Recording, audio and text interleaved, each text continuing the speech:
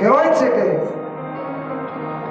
બધા દેવતાઓ પોતપોતાના રસાળા સાથે પધાર્યા. ઇન્દ્ર, યમ, કુબેર, યમ, બ્રહ્મા, પણ બધા પોતપોતાના પરિવારને સજાવવા માંડ્યા. કોઈ શિવજીની સામું જોતા નથી.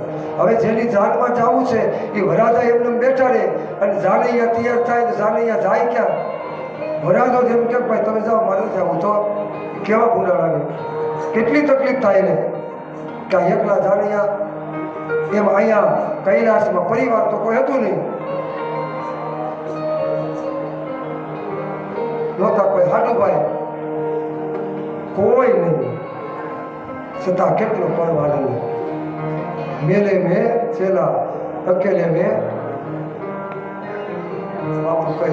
એવી રીતે ભગવાન શિવજી મહારાજ કૈલાસના પર્વત ઉપર એકલા પોતે વ્યાઘાંબર પહેરી અને ભભૂતિના ગોળા પાસે બેઠેલા. હજી વરાજાને તો કઈ ખબર જ નથી આ બધું હું ધબધબાટી આ બધા દેવતાઓ હું કામ આવ્યા. પણ બધાને એમ થયું કે આ પડે પણ કોક તૈયાર કરવા વાળું તો હોવું છે ને, વરાજાને શણગારવા વાળું તો હોવું છે ને. આજ પણ આપણે અણવર રાખી છે. હવે ત્યાં તો અણવર કોઈ હતું નહીં. ભગવાન શિવજીને કહેવામાં આવ્યું કે તમારા લગ્ન કરવા છે. ભગવાન શિવજી કે એ હું મળે, કેમ કે 87,000 વર્ષ થઈ ગયા હતા. કે હવે આ બીજી વાર નહીં, આ એક વાર ભૂલ કરી, હવે એ કે આવતા જન્મે હામાય ન મળતા. એ તો એ આપણે કહી શકીએ. આ તો જન્મો જન્મો જેના સાથે રહેલા છે ને, ગમે એટલા યુગો વયા જાય તથા શિવ પ્રિયા છે. અહીંયા ભગવાન તો ભગવતીની જે ધૂળો હતો ને એની પાસે બેઠા હતા. 2 ગણો આવ્યા કે આપણા માલિકના લગ્ન છે, આ કોઈ તૈયાર નહીં કરે, હાલો આપણે તૈયાર કરીએ. પહેલી વેરી તો જે ધૂળાની ભસ્મ હતી ને એના એક ગોટા લઈ અને ભગવાનને વહામાં મન્યા ગવામાં જેમ આપણે પીઠી છોડવી એમ આખા શરીરે ભસ્મ લગાવી દીધી. અપરાધો તૈયાર થાય છે. સંસારની અંદર કોઈ ભરણે તો એને પીઠી છે ને કામનાનું વર્તન છે, અને ભસ્મ છે ને એ વિનાશવંતનું પ્રતીક છે કે ચિતાની ભસ્મ એકવાર થવાનું છે. એટલે ભગવાને કીધું કે આ દેહને બહુ શણગારવો નહીં, એક દિવસ ચિતાની રાખ બની જશે. એટલે ભગવાને ચિતા ભસ્મ લઈ ગયો. શિવહી શંભુગણ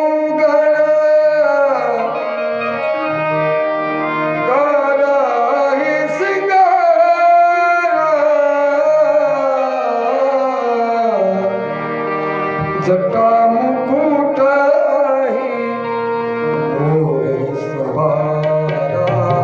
કલાવતી રાણી જટા મુકુટ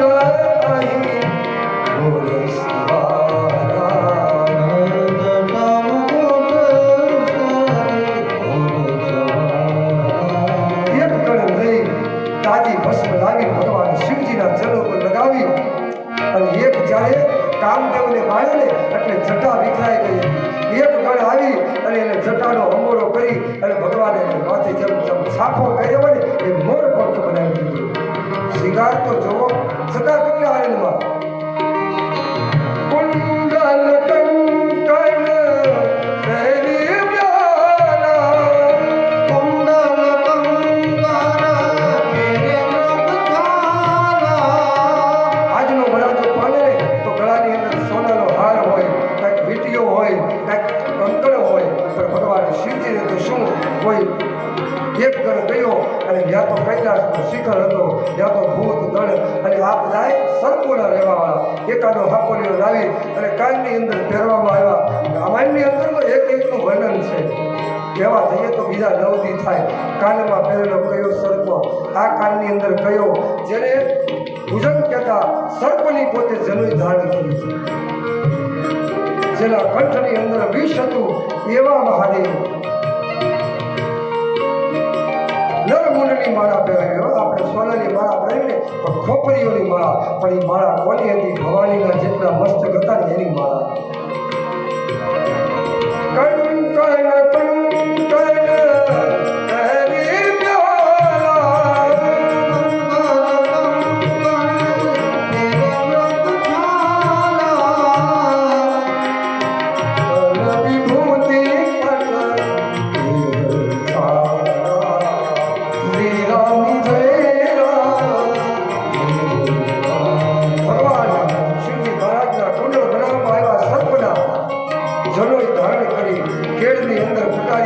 બાંધી ભગવાને સર્પની એને રંગ વાટા છે. જે આપણા ઘરની અંદર એકાદો નીકળે ને તોય પણ આપણને નિદ્ર ન આવે, એ તો એના કારણે ગળામાં લઈને નીકળે છે. એ મહાદેવ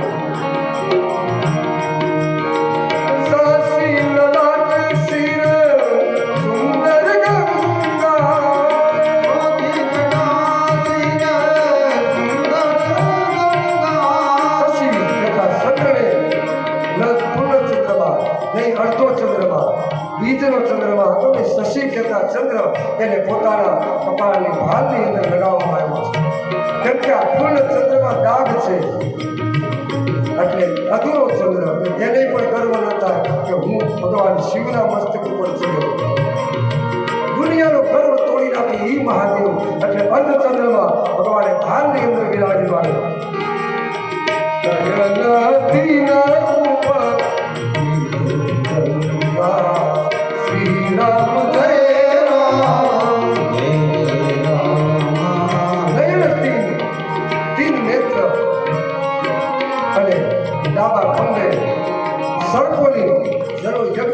ધારણ કરીશું.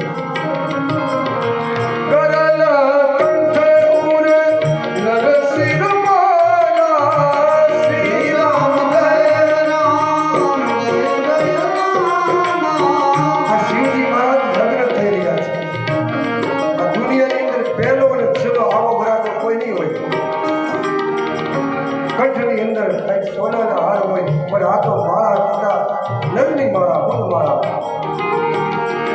અને કંઠની અંદર વિષ હતું છતાં બધાને આરામ આપનાર કર્યો. આખા જગતનું હલાહળ વિષ પોતાના નો પેટમાં ઉતાર્યું, નો બહાર કાઢ્યું, ગળાની અંદર રાખ્યું અને હરિક્ષેત્રની અંદર જે નીલકંઠ મહાદેવ એ અમારો મહાદેવ નીલકંઠ મહાદેવ.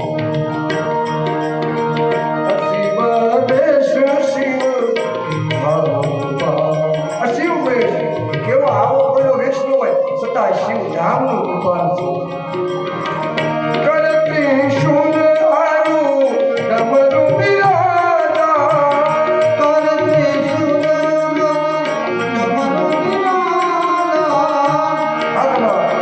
આજનો વરાજો હોય ને તો એના હાથમાં તલવાર હોય, શક્તિનું પ્રતીક છે. લગ્ન થતા હોય ને ત્યારે એવા વર્તો હતા કે કદાચ કોઈ ગાય, કોઈ બેન દીકરી, કોઈ ધર્મ હાટું, કોઈ મંદિર હાટું જવાનું થાય ને તો એક ઝાટકે તલવારે વરમાળા કાપી અને પોતે યુદ્ધની અંદર સંગ્રામ કરી જાય. એ માટે શક્તિ નકરા વાદમાં માટે નહીં, તલવાર એ માટે કામ હતી. તો અહીંયા શિવજીને 3 પ્રકારના શૂળ, ત્રિશૂળ હાથમાં, કામ, ક્રોધ અને લોભ આ ત્રણેયને મારનાર.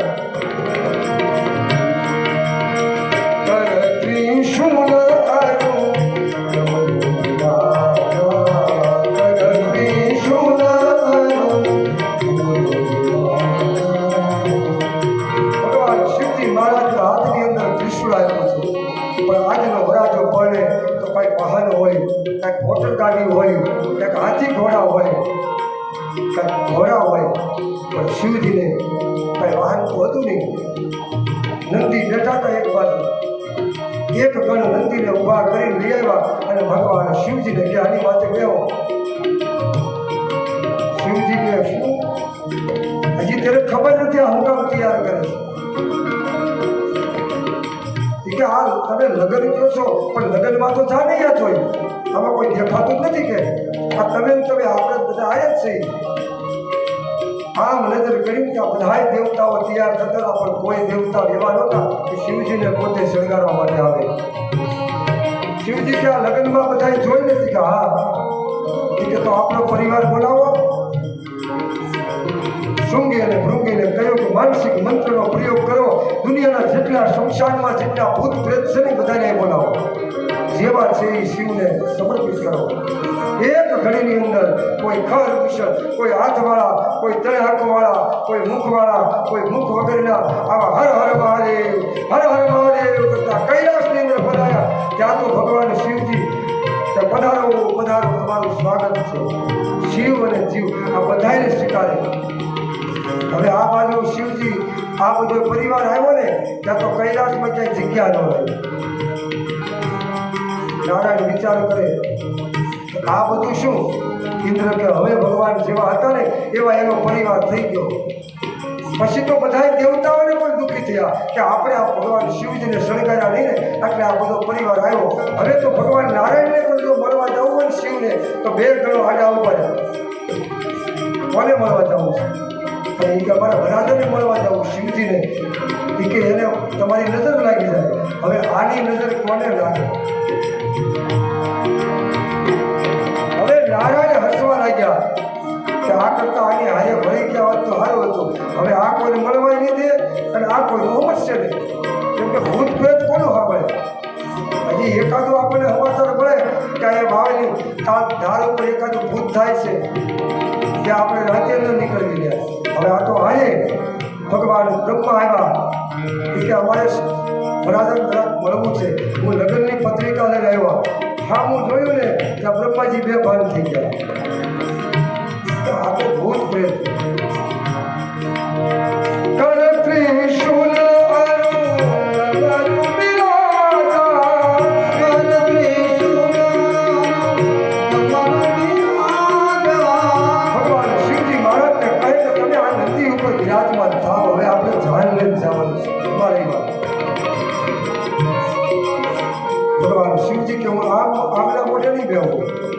આપણો નિયમ છે કે જાન જતી હોય ને એવી રીતે આપણે વરાજાને ખાવા માટે બેહાડીએ.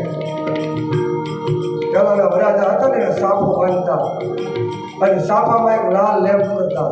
આપણે બધાએ જોયેલું છે કે હવે આજથી આ ખતરો.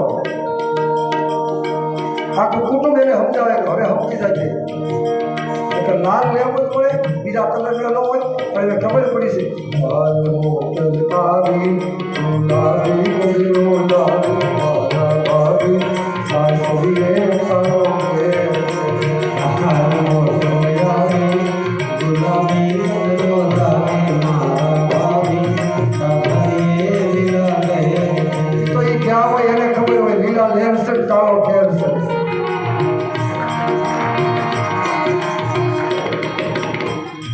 ભગવાન શિવજી કે મને આમના મોઢે ન બેહાડતા. એની પર દેવતાઓ છે. એ કે પણ કે તીના કઈ તમારું શું કહેવું છે? એ કે મને અવળા મોઢે બેહાડો. અરે પણ કાંઈ વરાજા નહીં કે અવળા મોઢે થોડું લઈ જવાય? તો કે નહીં, આ બધા સમજેલા છે દેવતાઓ. આ તો સ્વર્ગમાં રહેવાવાળા છે, પણ આ તો ભૂત પ્રેત છે. આને મારે આની સામું ધ્યાન રાખવું પડે. કે નકર આ ક્યાં આડાવાળા થઈ જાય અને જેટલાને મળે એટલાનું મૃત્યુ થાય. એટલે હું હમણાં મોઢે તો નહીં ગયું કે નંદી ઉપર નંદીને આમ લઈ જાય અને ભગવાન શિવનું આમ મુખ છે. આવી રીતે વરાજા લઈ ગયા. દુનિયાનો છેલ્લો અને પહેલો વરાજો ભગવાન શિવજી આવી રીતે વરઘોડો નીકળ્યો ને ભગવાન નારાયણ મંદ મંદ હસવા લાગ્યા કે હવે જાન બરોબર થઈ. જેવા વરાજાને એવી જ જાન.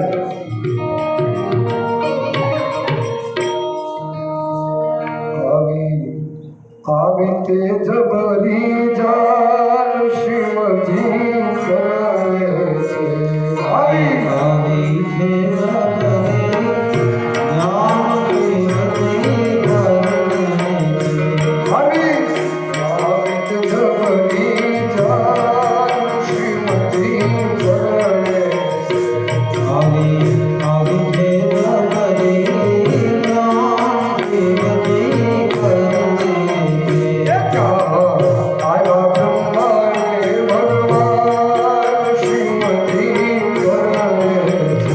Hare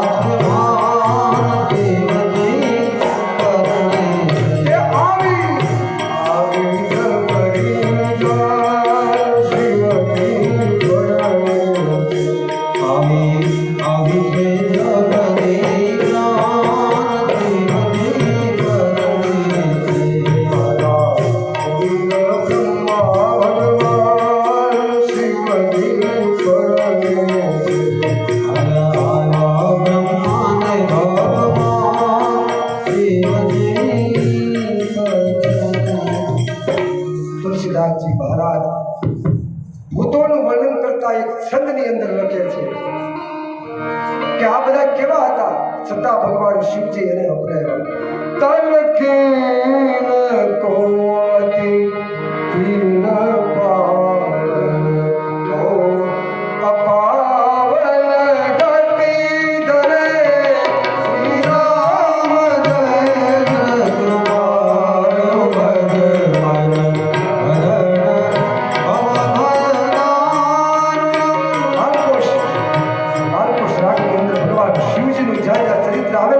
માલકુશ રાખતી ભગવાન શિવ વધારે પ્રિય બને. ભગવાન શિવજીના લગ્નની અંદર જેટલા ભૂત પ્રેત આવ્યા ને એ બધાનું વર્ણન બતાવ્યું છે. કોઈ તન મુખવાળા, કોઈ ખર મુખવાળા, કોઈ મુખ વગરના, કોઈ હાથ વગરના, આવા અપાવન, કોઈ પાવન, કોઈ હર હર કહે, કોઈ ગંગાજળ પીવે, કોઈ મદિરા પીવે, આવા અનેક જાતના ભૂત પ્રેતો આવ્યા.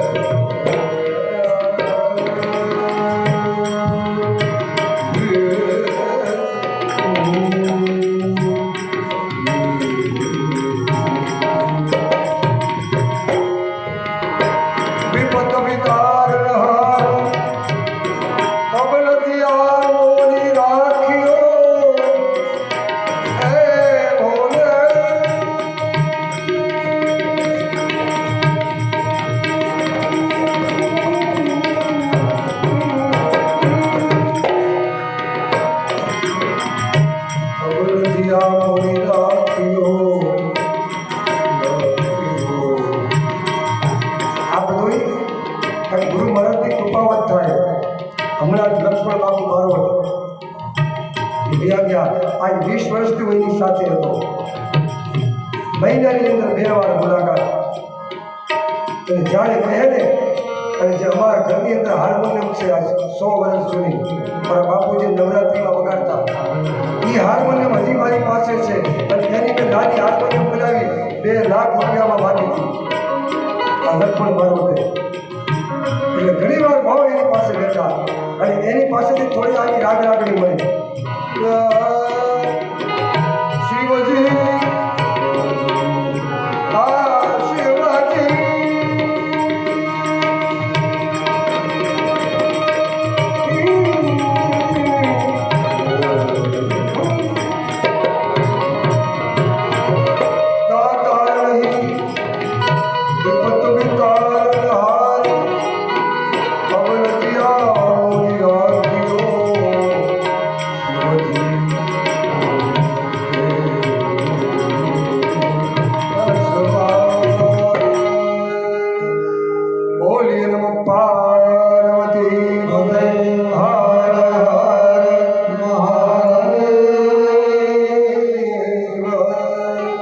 અહીંયા આપણે હિમાલયની અંદર